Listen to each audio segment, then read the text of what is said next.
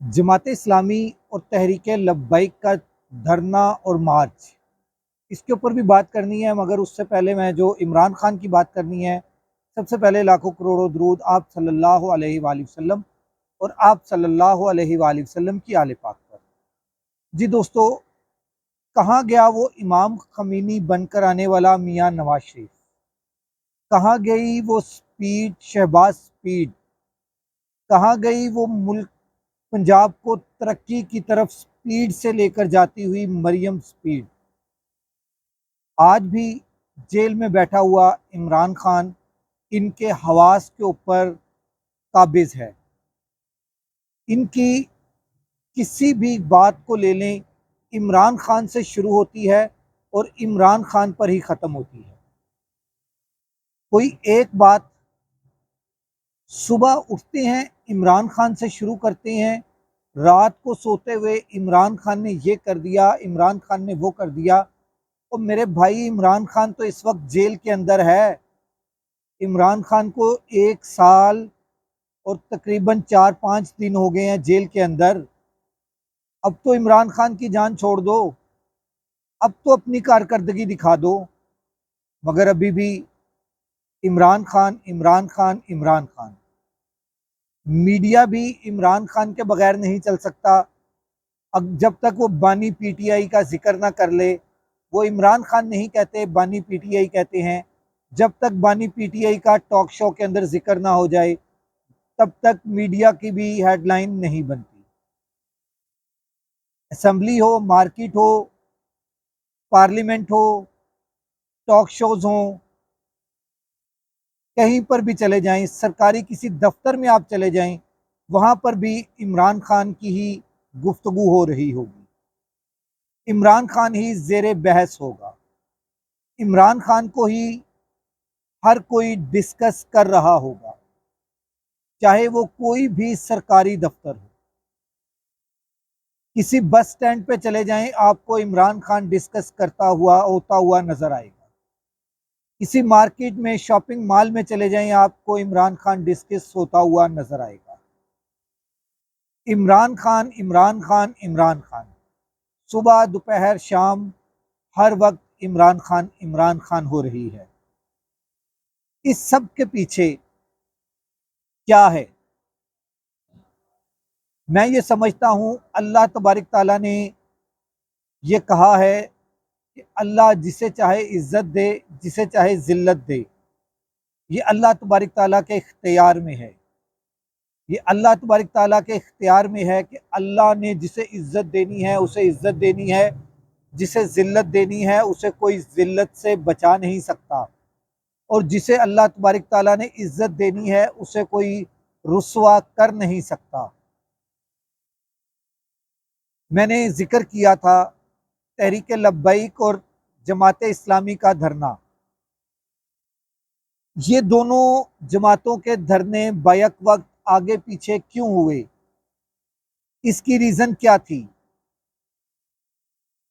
बहुत अहम पॉइंट है। मेरी बात को आपने स्किप नहीं करना। एक एक पॉइंट आपने गौर से सुनना है, समझना है।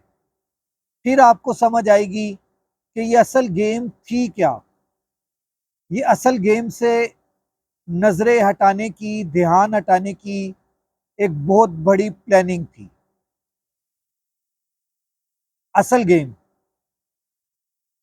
इमरान खान की मकबूलियत को ख़त्म करने के लिए ये 8 फरवरी से ही असल गेम शुरू हो चुकी थी। जब ताकतवर हलकों को पता चला कि इमरान खान 8 फरवरी में खामोश इनकलाब का बाइस बन चुका है, तो उस वक्त चंद आवाज़ें उठी। गालबन 10 तारीख को, 2 दिन के अंदर अंदर प्लानिंग भी हो गई और आवाज़ें भी उठ गई। किस चीज़ की? आपको याद होगा, एक आवाज़ कराची से उठी कि मैं तीसरे नंबर पर आया हूं, मैं तीसरे नंबर पर आया हूं। जिसको जीत का नोटिफिकेशन, मतलब के फॉर्म 47 दिया गया है, वो 8वें नंबर पर था। पहले नंबर पर पाकिस्तान तहरीक इंसाफ का एमपीए था। उसको फार्म 47 के तहत हराकर, मुझे हराकर, एक आखिरी नंबर वाले को उठा के फार्म 47 के तहत असेंबली में पहुंचाने की कोशिश की जा रही है। मैं इसके खिलाफ अल में बगावत करता हूं। ये एक प्लानिंग थी।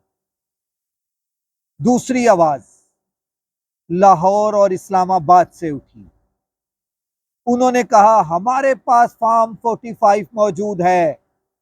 इस फार्म 45 के तहत पाकिस्तान तहरीके इंसाफ के नुमाइंदे जीते हैं, लाहौर में भी और इस्लामाबाद में भी। ये दोनों आवाजें आई और हम ये कहना चाहते हैं कि ये फार्म 47 के तहत जिनको जिताया जा रहा है, ये मजमूम कोशिश है। ये भी एक प्लानिंग के तहत आवाज उठी। हीरो बनाया जाना था। इस प्लानिंग में किसी एक को हीरो बनाया जाना था। पहले प्योर मजहबी जमात को मौका दिया गया, उसको धरने की कॉल दी गई, उसको इजाजत दी गई। वो आया, लाहौर से उठा, इस्लामाबाद जाके फैजाबाद के मुकाम पर बैठ गया। चंद दिन बैठा रहा, तकरीरें की, बहुत कुछ किया। ताकतवर हलकों ने कहा इन तिलों में तेल नहीं है, इन तिलों में तेल नहीं है, इसके साथ अवाम नहीं जुड़ी, इसके साथ मुआहिदा करो और इसको वापस चलता करो। वापस भेज दिया गया। धरना खत्म हो गया। मुआहिदे का ड्रामा किया गया और उसको घर भेज दिया गया। उसके बाद बारी आई एक सियासी और बी टीम की।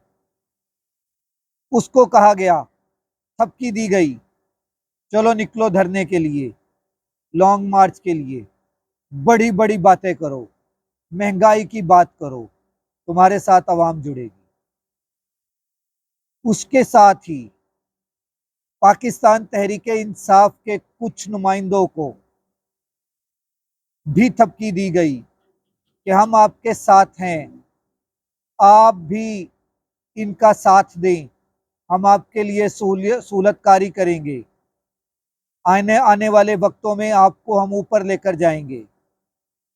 उन्होंने भी ऐलान किया कि इस जमात के धरने के अंदर पाकिस्तान तहरीक इंसाफ के कारकुनान भी शामिल हो जाएं।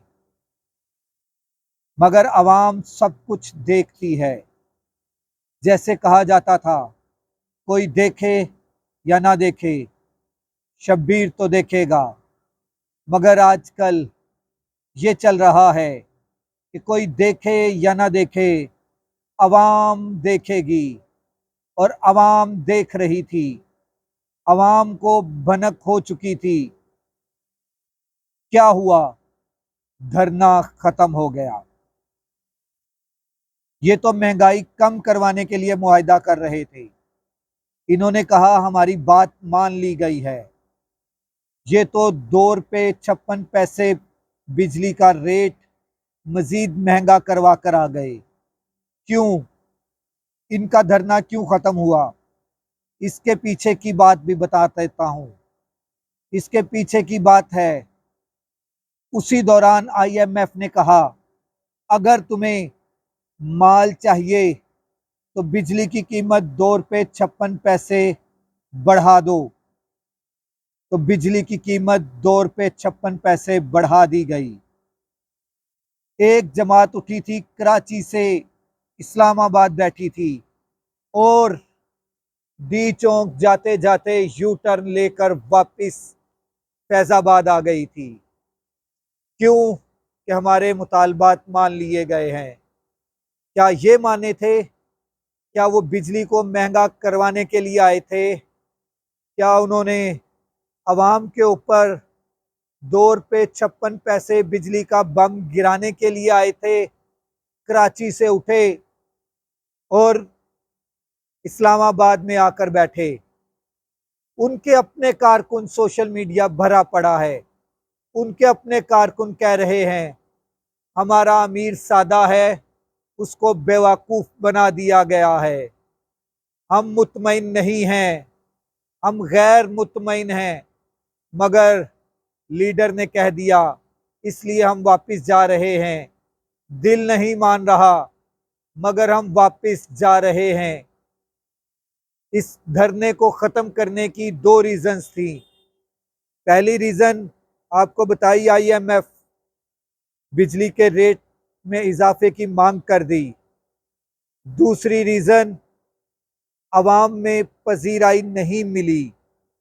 इस्लामाबाद के लोग नहीं निकले, पिंडी के लोग नहीं निकले, जो पाकिस्तान तहरीक इंसाफ की एक कॉल के ऊपर निकले, सवाबी का जलसा इनके धरने से बहुत बड़ा हो गया था। ये सारी चीज़ें ताकतवर हलकों ने नोट की और नोट करके धरना ख़त्म हो गया।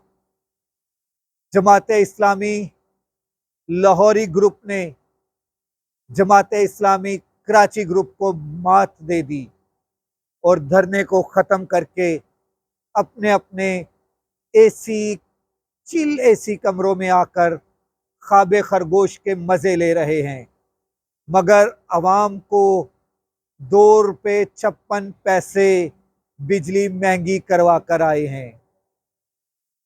ये इमरान खान की मकबूलियत कम करने की एक प्लानिंग थी जो नाकाम हो गई है, और इसी तरह अब नया कोई चाल चली जाएगी कि इमरान खान की मकबूलियत किसी तरीके से कम की जा सके, मगर वो कम होती हुई नज़र नहीं आ रही।